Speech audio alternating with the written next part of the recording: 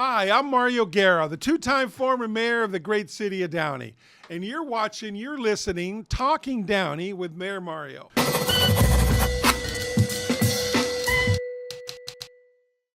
Today, we got a very special guest. We have the Mayor Pro Tem of the great city of Downey on there. Hector Sosa is here with us. Welcome, Hector.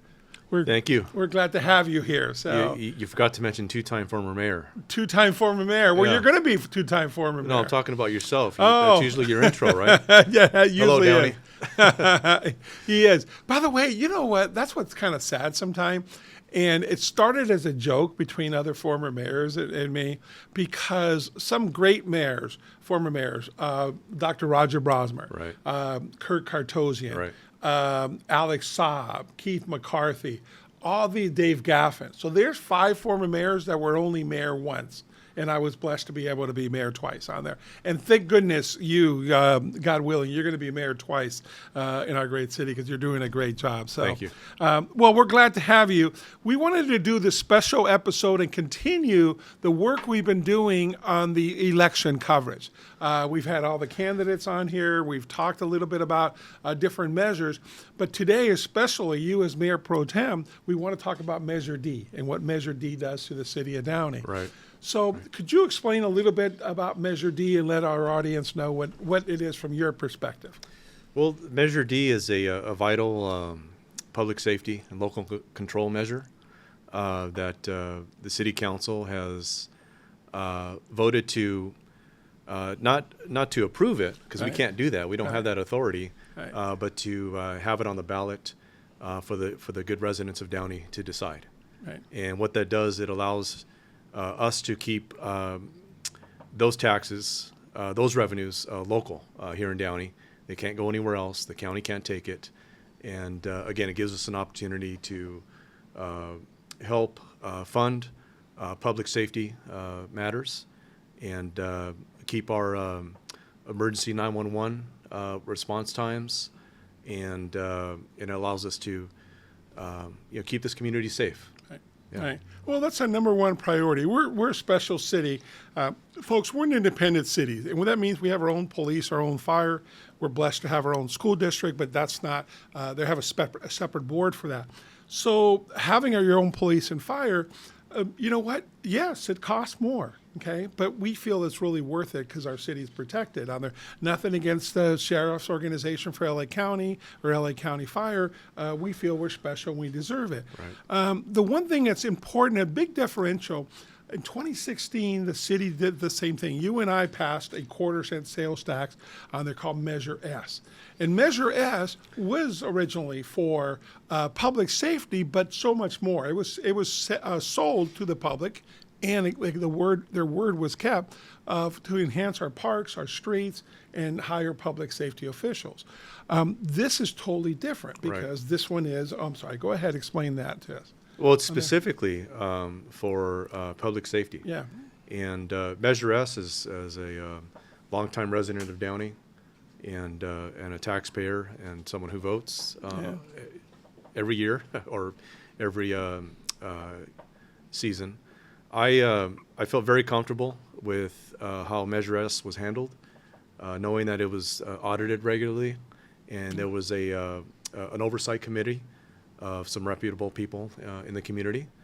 And, that felt good for myself as a longtime resident here, as someone who's raising a family in the city.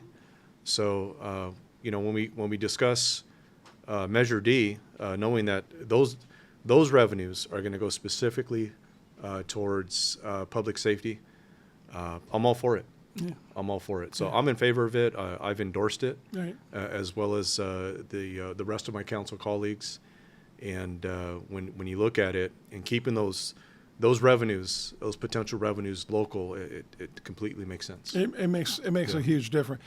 Just for a short recap, Measure S, we hired 10 new police officers, 28 public safety officials, tons of equipment for both police and the fire department, 4 new fire stations that we needed because they hadn't been updated in 60 years since we've been incorporated, 10 new parks.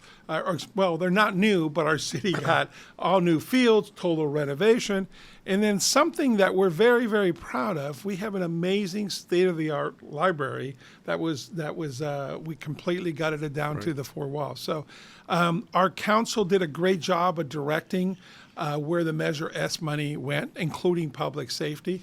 So the transparency and the credibility is there. So I think that's what blends in. We don't have to keep talking about Measure S, but the reason why it's important for me to mention Measure S, because you guys did a great job in spending our money, our taxpayer money. Right. Well, the thing with, we'll discuss, we'll go into Measure D. The thing that brings me comfort as not only as a council member, but as a resident of Downey, someone who's a stakeholder, is the fact that there are going to be regular audits. There is going to be an oversight committee. Right.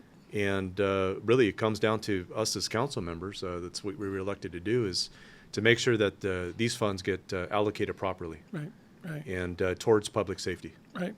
So the money by state law on there, and this is a critique that I've heard, but we had a discussion. We had a town hall meeting last week with, the Mayor Pro Tem was there, our city manager, both our chiefs, our public safety unions were there, and members of the public. And the one thing that was really discussed is for the threshold to be what it is, the state mandates that the money goes into the general funds, if you will. Right. So people are saying, oh, you could use it for anything you want. You know what? Technically, you can. Our city manager and our council saying we're going to put the money on the side anyways in a separate account. But the key important thing is you have to trust your council. In the past, we may have had issues, but the council, we have 5 honorable and decent people that care about the community. Our city manager has said, public safety, this is where it's going to go to. So yes, if 3 of them want to go tomorrow and build a new slip and slide instead of hiring, 25 new police officers, technically you could. You'd get fired, hopefully. Right. And, it's, being on the dais and being an elected official comes with a lot of responsibility. Yeah. And, all of us on the dais come from different backgrounds. We have different political ideologies, but one thing that we do have in common, we're very cordial with each other. One thing we do have in common is that there's a sincere desire to see that the city thrives and that it is safe. So at the end of the day, Mayor Guerra is correct. We have the ultimate say, but that's what we signed up for. We're accountable. Hold us accountable, and it's our duty to make sure that those funds are properly allocated to make sure that our city remains safe. Yeah. And I have a lot of confidence in that. Folks, we need more police officers. We need more different and more enhanced fire equipment. 70% of our calls for the fire department are medical only. That's when I want my fire department to respond if I'm having a heart attack or to take care of my family. Nothing is more important than the safety of my family. We want more police officers on the street. This will help provide that. And by the way, the hiring a police officer these days is not easy. You want to talk about that a little bit? Yeah, I mean, if you compare lines to for prospective public safety officers, whether it's fire or police, you're going to see a lot more people lining up to be firemen. And the reason for that is that, it goes back several years, is the unfortunate anti-cop, anti-law enforcement rhetoric that's been pushed out there by some of our leaders on the national and state level.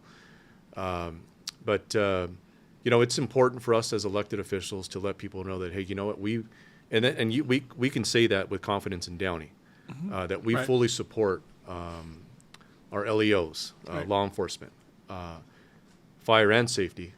I'm sorry, fire and police, and it's vital for cities like Downey, a very desirable city to work, play, and live in, to maintain high levels of safety. And when we talk about officers, Downey's always been pretty selective in the officers it hires and as they should be, when it comes to hiring the right officers for this community. And it's important that we have those funds available to hire the right officers, the right people to patrol our streets and keep our community safe. Yeah, absolutely. So most people don't know we have 10 openings right now for the Downey Downey Police Department. We have 10 openings. We could go out tomorrow and just fill the slot, but we are very selective. I've been blessed, and you have, to know a lot of them in there. So we're very picky about who we hire for our protection. Yeah, I think people need to understand that when incidents happen in the city, one of the first things people say is, "Well, we need more officers." Well, we understand that, and that's a valid response. But we just need people to understand that the city of Downey is constantly recruiting and trying to hire more officers. Right. And part of this will make it attractive and help make the package attractive to keep what we have. We had a huge retirement a couple of years ago. Because we've been such a good and stable police department, we've had long-term officers. And we knew that within 5 years there, we were going to have like almost 35, 40 of them retiring that had spent 30 years here in our city. That happens usually with our police chiefs too, that we usually have them for 5 years as police chiefs, and then they served a long time on there. So this is real vital to be able to hire new police officers. Now, there's also a caveat, okay, and we've talked about this too. Let's play naysayer on there. Oh, we don't want more new taxes. We don't want this and so forth. Guess what? We might probably still have to pay the taxes. Right. Okay. Under Measure H for the county and now Measure A, there's a state law that it's capped at a certain amount. Now, the total taxes that we would have. Guess what? We're not there in Downey. This will take the extra 0.25% to make us to max this out. If we don't do this, the county will. So basically, we could still be taxed and we get none of the money. And this guarantees that all the money that for the sales tax, and again, it's a quarter percent, so a quarter percent.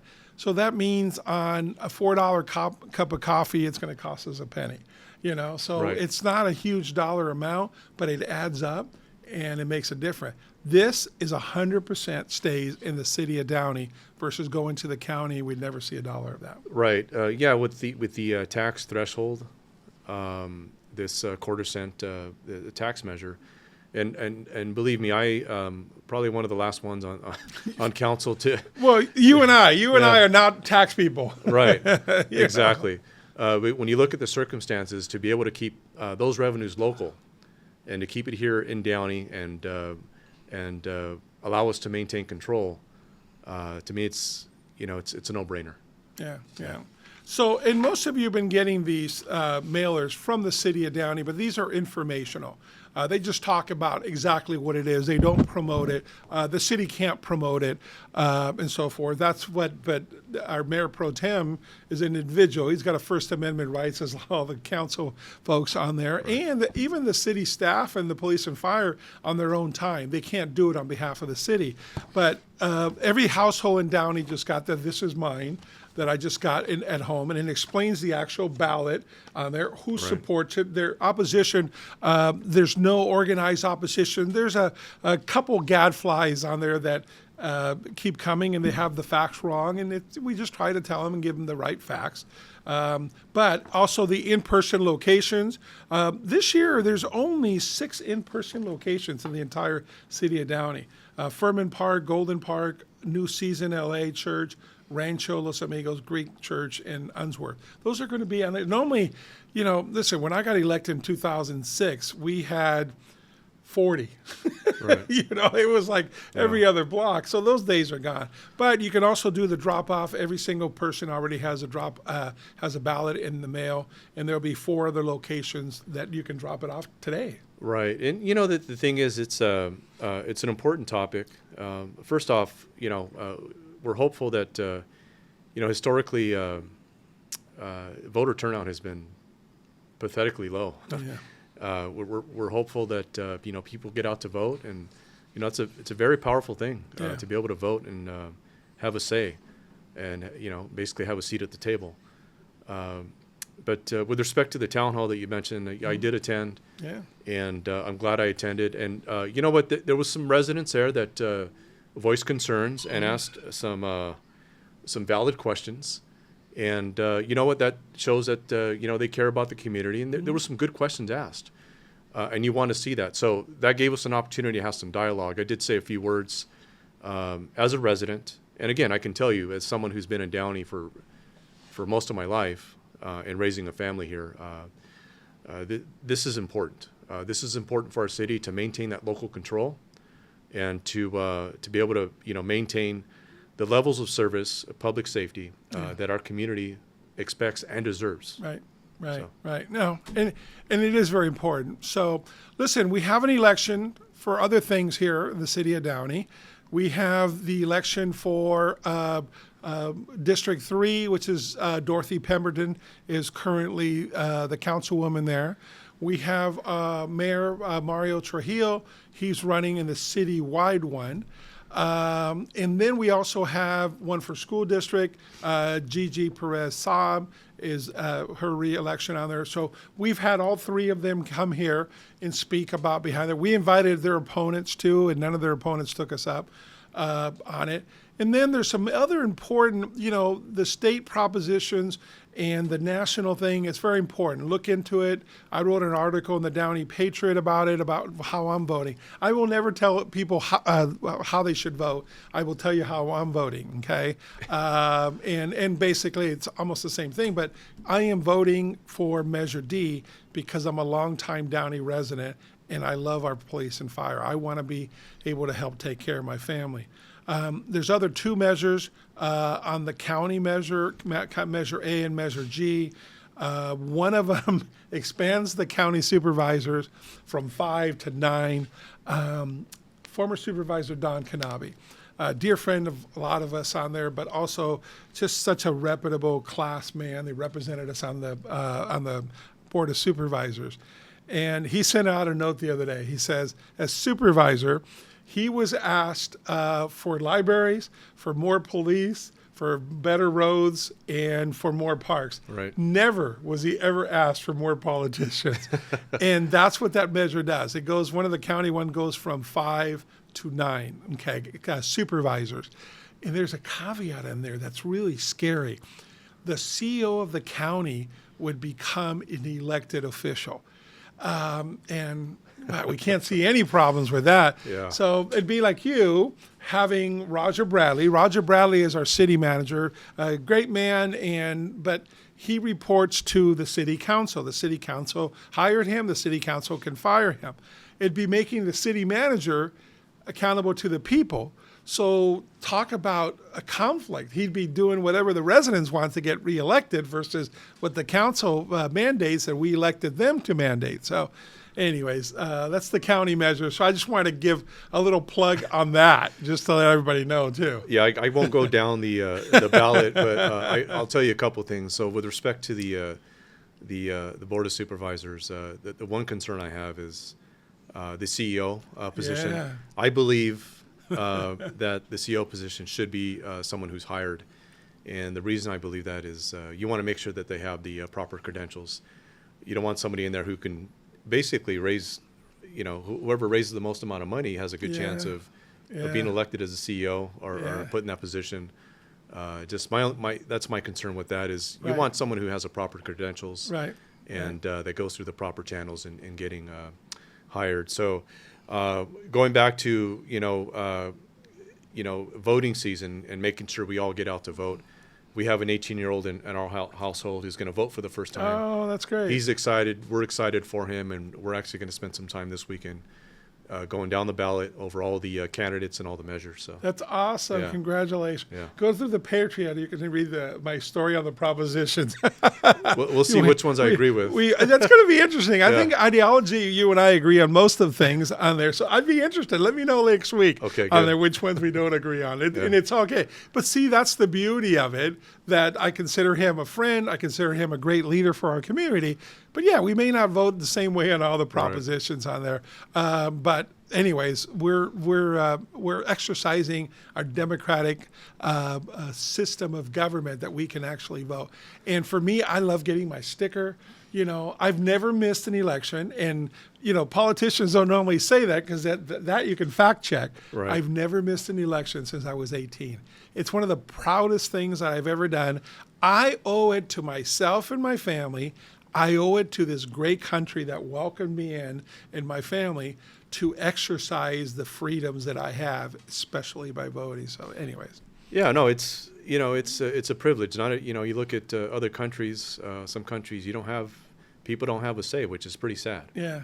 So the fact that we get to vote, it's a powerful thing. Yeah. And if you don't vote, you don't really have a say. Yeah. So. Hector, would you tell Mayor Pro Tem? I didn't mean to be disrespectful. Can you, for a couple of seconds or minutes here, tell us a little bit about your background and what you do? By the way, the city council when I was on there, gets $743 a month.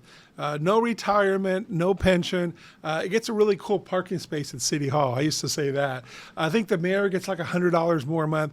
This is the city of Downey. The city of Downey is not a salary. Other cities are totally different. This is really community service. So trust me. And it costs us a lot of time because I know the time on it. But tell us a little bit about your background and what you do, sir. Yeah, I've been in Downey a long time. First part of my childhood is spent in the city of Bell. Mm-hmm. And no one really knew about the city of Bell until that righteous city council put us on the map in 2010, right? Yeah. That's a whole. Maybe that's another session. Yeah, that's it. I'm glad you have. We'll come back. But I moved to Downey when I was 11 years old. I attended Griffiths Middle School and Warren High School. That's where I met my wife.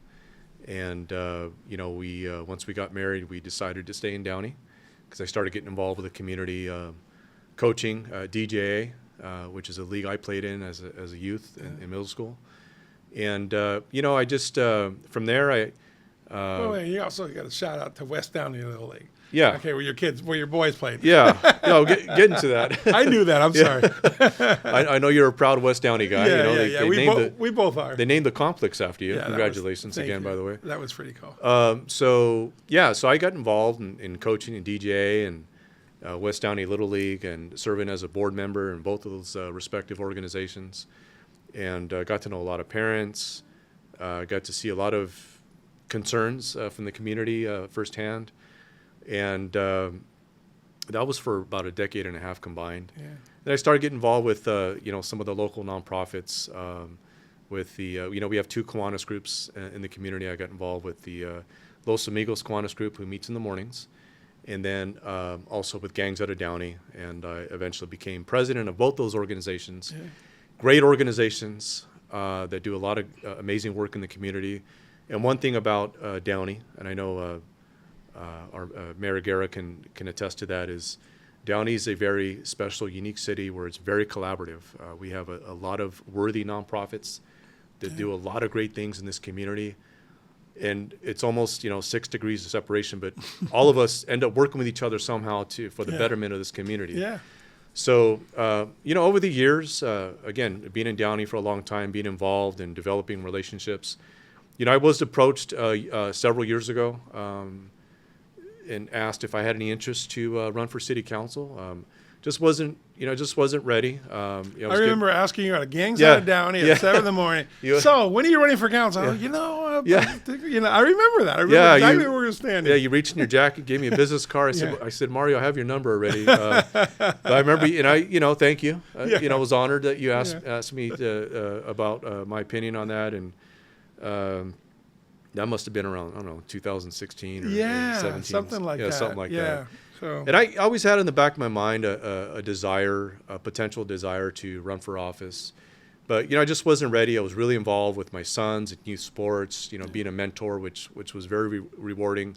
It's a huge commitment. I try to calculate, but over the time that I spent on the fields and with the nonprofits, easily several thousand hours, thousands of hours, but it's worth it. The city of Downey's been great to my family and I, and it's a way to serve the community and give back. But I started paying attention more to what's going on at City Hall, and I just eventually I said, you know what, I think it's time to do this. But just taking it back a little bit, while I was coaching, I was getting my career going as a financial services professional, registered rep at New York Life and 90 Life Securities, which I love doing. Gives me a lot of flexibility, and I'm able to help families. But there was a process of going through the proper training and stuff like that. So I got to a point where I said, you know what, I knew the seat in my district, District 2, was coming up soon.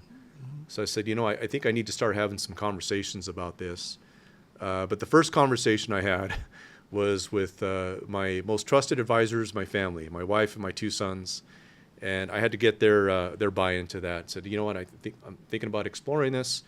A few members, some members of the community that I respect, have approached me several times and said, I think it's time to look at this. And I knew, I was confident. I knew going into campaign season that I was already going to have a lot of support because of the work I've done over the years and the relationships I've built. Yeah. And people knew you and knew who you are and what kind of person you are. Yeah, exactly. And so forth. You and I had a funny conversation the other day, and I went back and talked to my wife about it too. So with families of elected officials, okay, especially the kids.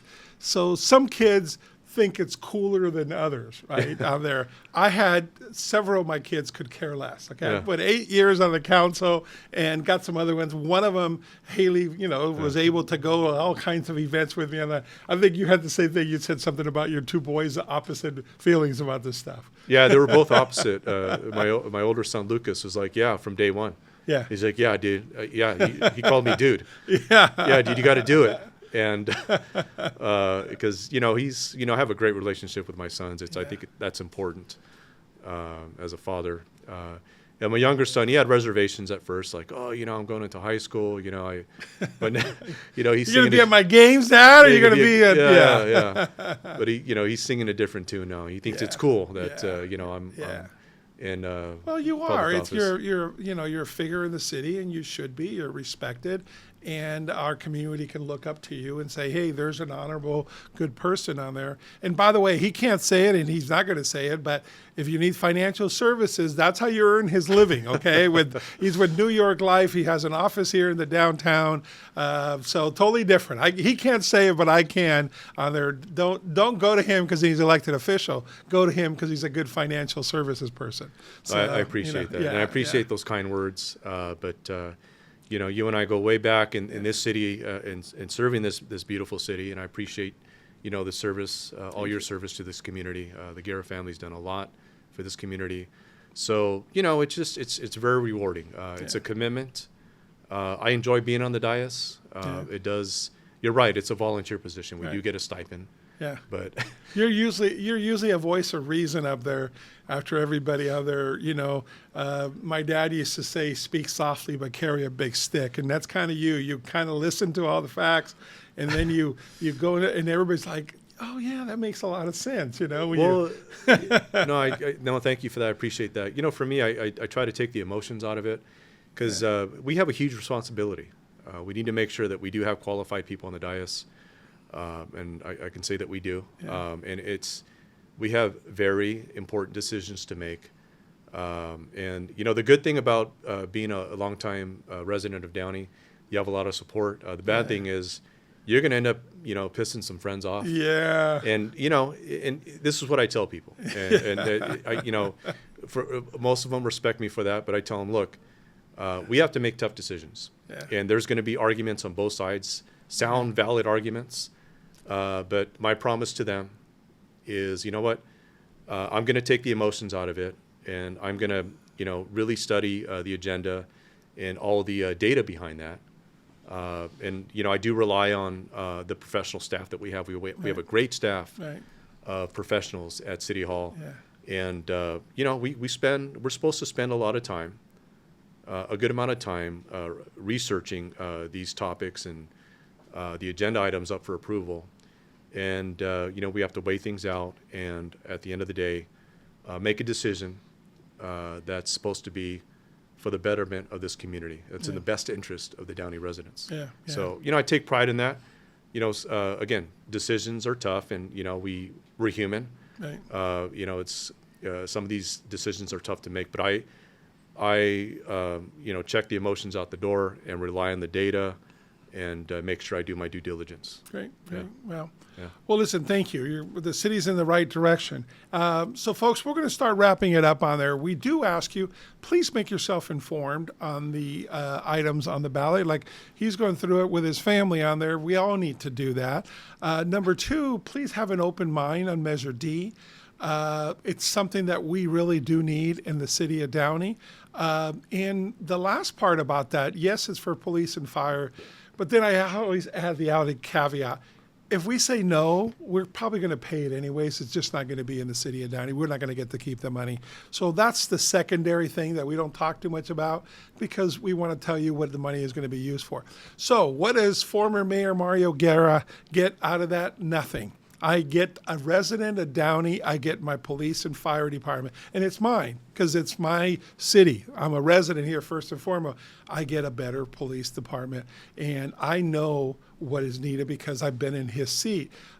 So that's what I consider. So there's no other ulterior motive. I don't get any of the money. There's no glory. There's no nothing. It's for police and fire for our city to make a better safety for our residents. So Yeah, no, that's I agree. I can tell you that as a resident, tax-paying stakeholder of this community, that I believe Measure D is vital, and I can tell you as a council member as well. I'm in dialogue with a lot of residents on a consistent basis, and the number one concern, not only in Downey but in the region, is public safety. Sure. Especially after the last several years. Sure. So I can tell you with 100% confidence that as a resident and as a council member, I fully support law enforcement 100%. And I think it's important for people to understand because not every city can say that. Yeah. You know what I mean? Not every council member can say that. Yeah. But right now, and it's important for Downey to know, I did mention this at the town hall, that you have a council that is supportive of law enforcement. That's very important. Yeah. It's a good thing to know for our residents. So again, we as a council, we approved unanimously to put this on the ballot, let the people decide. And I believe it's an important measure. That's why I endorsed it. And again, this addresses the main concern that we hear from residents all the time, public safety. And this is going to help our city, our beautiful city of Downey. And you guys, all five of you, signed an op-ed in the Downey Patriot last week that came out that said, hey, we have different ideologies on there, but we're all united on this. So That's that was correct. really good. That's important. is That's important. basically, we agree on most things. We're very cordial with each other. But it's important for the residents to know that this is basically a united front of, like you mentioned, of a council with different political backgrounds and ideologies. This is a united front. We all agree that public safety for this beautiful city of Downey of ours is vital. Yeah. Yeah. Great. So- Well, listen, Mayor Pro Tem Sosa, thank you so much for being on here and having this discussion. We'd love to have you back in January after you're mayor, and you can share some of your mayor goals and, for the year and so forth. So, and you and I are friends, so we'll continue to always be talking. So folks, welcome your thoughts and your questions. I always put my cell number on here, 562-706-4114. 562-706-4114, or email me at Mario@Guerra, INS, Mario@GUERRAINS.com. So thank you for listening. Thank you for watching Talking Downey. And today we have with our special guest, Mayor Pro Tem Hector Sosa. It's a little bit ahead of myself. Mayor Pro Tem Hector Sosa, as we talk and support Measure D for the city of Downey.